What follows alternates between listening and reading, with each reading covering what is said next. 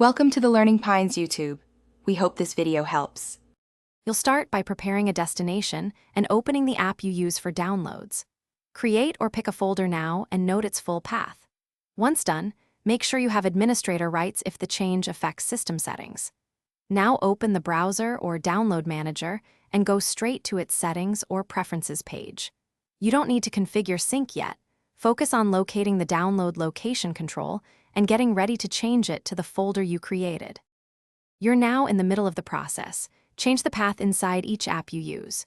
For Chrome, click Settings, then Downloads and select Change. Point it to your new folder. In Firefox, open Options and set Save Files to the folder you prepared. For Edge or other clients, find Downloads and either set the location or enable Ask Where to Save. Make sure to apply or save each change. If multiple apps download to the old folder, update them one by one so nothing slips through. Finish by verifying the new location works. Download a small file and confirm it lands in the folder. Move existing downloads into the new folder to keep everything consistent. If you want system-wide behavior, change the OS default in Windows settings or Mac OS Finder preferences so apps inherit it. If a download still goes to the old place, restart the app, check folder permissions, and verify you entered the correct path. If problems persist, temporarily enable the app's prompt to choose.